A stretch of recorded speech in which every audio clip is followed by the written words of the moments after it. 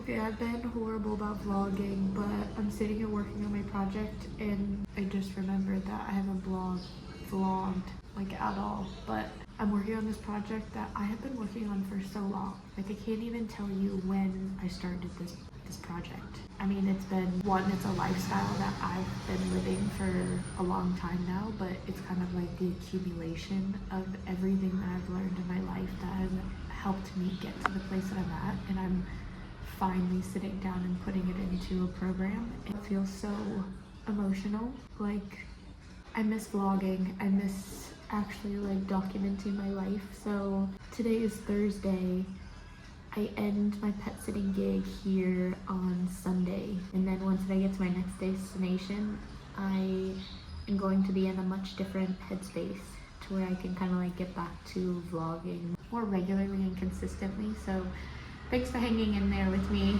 The reason why I've been kind of MIA is because of this baby that I'm growing and nurturing.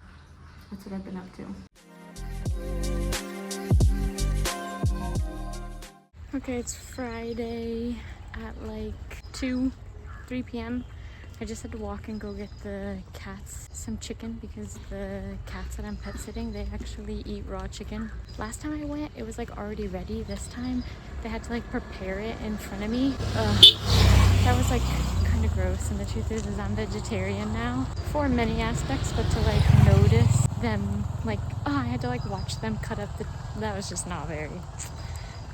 It is what it is, but I'm done now. I'm on my way back. And I was listening to, I joined this little,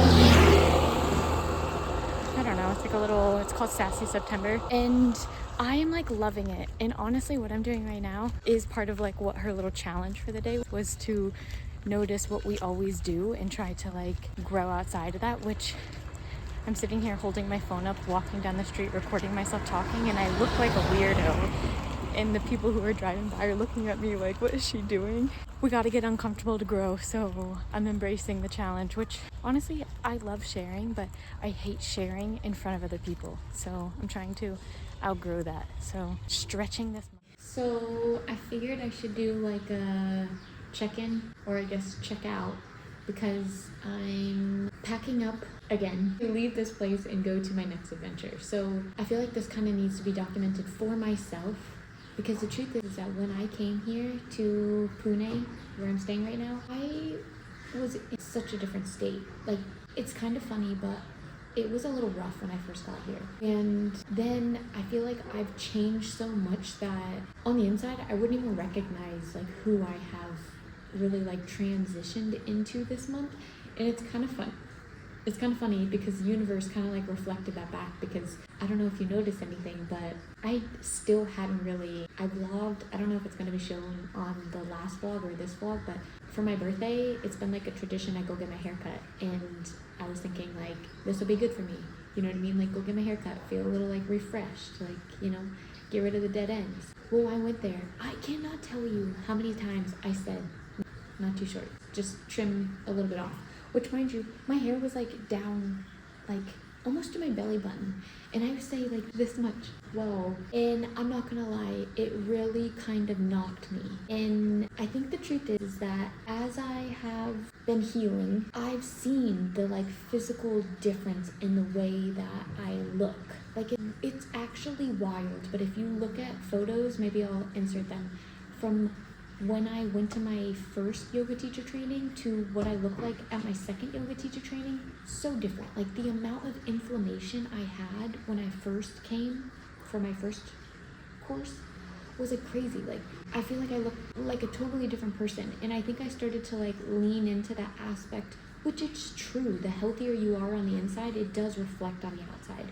But I think I was getting a little too caught up in like how my new confidence, it was somewhat too dependent on my physical appearance. And life humbled me real quick, because I was like loving my hair. I felt like I had like mermaid hair. Like when I was a little girl, I had really curly hair, and there's this really funny story that my older brother took me underneath the kitchen table with a sand bucket, and he cut all my curls off, and that it never really grew back the same. And it's felt like such like a, I don't know, this like tangible thing for me to feel like I'm getting back to my true self. When I would like see my curly hair, it like made me feel like me. But the truth is I'm so much bigger than my hair. I'm so much bigger than what I look like on the outside, and life really humbled me and made me realize like, don't get so caught up in what you look like, because this entire month I have been breaking out. Like I never break out, and I have broken out like every single day. I feel like I have a new, it's not like a little pimple, it's like a big, I don't even know. And I caught myself getting a little hyper fixated on like, when I would look in the mirror, I would be like, like you look like crap, Nicolene, like get it together, you know? But the truth is that my time here in Pune was exactly what I said I wanted it to be. I knew that after I finished that 300 hours, I knew I was going to need 1 month at least to kind of like let myself absorb. But what I didn't fully understand is at first I needed to detox. And this is actually really funny, but I'm taking this trauma yoga course right now, and she had a really good analogy. So sometimes in yoga, people will be like, I don't need to do savasana. If you're unfamiliar with yoga, typically at the end of yoga, you do savasana, which is like a lying, resting pose. It's actually called the closed pose. But anyways, she explained to us, which this made so much sense, is that you have to think about the fact that like, if you're working out, you're like, your body is a sponge, and you're squeezing the sponge and like getting all of the detox, like detoxing yourself by squeezing your muscles. And then afterwards, you have to reabsorb. And so that resting, hi ma'am, so hello to one of my little buddies that was here for the month. After you do any type of really anything, it is so, that rest phase is so important, but it often gets overlooked, and it often gets looked as like being lazy or, you know, wasting time. And in reality, that is the very thing that helps your body reabsorb, whether it may be reabsorb hydration after a workout, reabsorb the information you learned after education, just reabsorb the like person that you're becoming. And I think that was something that I didn't know I needed until I really got it, is that when I got here, I needed to detox. I needed my skin to break out. I needed to get out whatever was left in me. And when I tell you that I spiraled for that first little bit here, it was a really hard adjustment just in this role here. And it was tough for me. I don't know how else to put it. It was tough for me. And I also was like just getting out of that like phase of, I learned so much these 300 hours. And while it was tough and it wasn't what I expected, it was exactly what I needed. But what I really needed was that time afterwards to honor myself and honor how much I had learned and how much I had really transitioned on the inside. And I needed to allow my physical body to kind of catch up. I needed to allow my brain to kind of catch up. I feel like I'm leaving here literally not only looking like a different person, but I feel like a different person, and I feel so much more aligned to where I'm going. And I think this is the first time in my life that I don't feel like I want to hide it. Like, I named this channel Being Seen with Nicolene. The name first came to me because I wanted to help other people feel seen. And then that kind of never really happened, and then I decided that I wanted to start putting myself out there. I didn't really exactly know why, and so this name was so perfect because it was like I created this space to help myself be seen. But the truth is I've been playing it small. I haven't been living up to my fullest capacity, and I've been doing it in a way of protecting myself, because the truth is that my story is just not, nobody's gonna be like, ooh, I want her story. Like, I'm surviving, learning how to survive, learning how to thrive after my son died from a very traumatic, tragic way. Like, that's not a story that typically is like, ooh, look at her, like, you know what I mean? But that doesn't mean that I can't be proud of it. And that's something that I'm still trying to learn, because I don't think that a transformation like this can happen easy. I think it really does have to kind of destroy you and destroy everything that you used to be so that you can recreate this. And, you know, still am in the process of like accepting this new life. I'm still in the process of understanding, you know, who I am. And I think I kept thinking like, play it small until you know, don't get too much attention until, you know, you're comfortable and confident in who you are. But the truth is that I think my phase of life right now is being comfortable and confident in this transition. And it's kind of funny, but my current life is reflecting that back to me as well, because right now I'm embracing being a nomad. I don't have a child, I don't have a partner, I don't have a 9-to-5 job. And so I'm taking advantage of that, and I'm being a nomad and traveling the world. And as much as that is amazing, it's also like putting your nervous system in a constant state of limbo. I can never fully unpack I can never fully settle down. I can never fully, do anything because I know that my next pack up and leave is right around the corner. And I think that this is forcing me to become comfortable in these transitions, to own, hey, maybe I don't have a home, but I make a home everywhere I go. I keep saying I don't have words for it. And the truth is that the life that I'm currently living is so far from what I've ever been taught or told is okay. And for a little bit there, I was kind of hiding in that. And I was kind of saying, like, I don't want to talk about it too much because, I shouldn't be proud of this, or, I don't have the typical story, so, I should be careful, like, how much I talk about it or how I talk about it. And in that, I realized that I was also starting to identify myself as the lost mom, the bereaved mom, the girl who's always grieving. And I'm so much bigger than that. Yes, it is a part of me. Yes, it's a part of my story. But now I'm starting to learn that, for the rest of my life, I'm always going to miss my son. Nothing is going to ever heal that. Nothing is ever going to take that away from me. And that is something that I'm really glad about. Because in the beginning of my grief, sometimes I really hated my grief. But then I would always be like, you want to know what? I don't actually want to not have this, because that means that I'm not gonna not miss my son. And I think that's a really difficult phase of grief, is that you almost don't want to heal. That's how I felt, is that I almost didn't want to heal because I didn't want to not be sad about my son dying.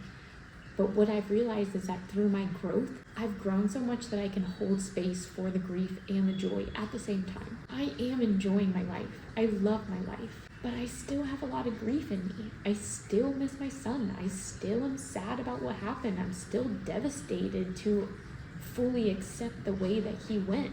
That doesn't mean that I haven't accepted what's happened, and that doesn't mean that I'm not learning how to move forward with that. And I think that that's one of the most powerful things that grief can do, is it can force you to learn how to hold more. I no longer accept that life is black and white. Life is very gray, and there's a lot of if, ands, whats, should be's, could be's, and I don't shy away from any of that anymore. And it has taken me a long time to get to this place, but I am so proud of the person that I've become, and I'm so excited for the person that I am becoming. And the truth is none of this even have been an option or a possibility or even a thought if I didn't go through the amount of suffering and hardship and grief that I have endured. And so I'm learning how to hold both and how to be proud of both, and know that no matter what happens to you, you still have the opportunity to make something great out of it. And I'm really excited to be in this place of my life, my healing, my story. And I'm even more so grateful that I decided to start documenting it, because I know one day I'm gonna look back on all this and be so glad that I documented that this wasn't just some easy journey that I woke up from, and that it took a lot of hard work and time and pushing myself to get here. So it feels really exciting to be closing out this chapter of my old life and stepping into this new chapter more comfortably and confidently. I'm not easy to define. I can't be put in a box. And that used to scare me, but now it really excites me, which is funny, but I guess that's the power of growth and when you allow yourself to embrace change. So that's this for this chapter of my life, and I'm excited to step into my next chapter, and I have a feeling that these next few chapters of my life are going to get really good because I'm choosing to allow them to get really good. Because although we can't choose what happens to us, we sure as heck can choose how we handle them and how we show up for them. So I'm really grateful for all of you who have been following along my journey. I know this isn't a typical journey, but I do think it's really cool to learn other ways of life and to normalize the not so normal. So thanks for being here.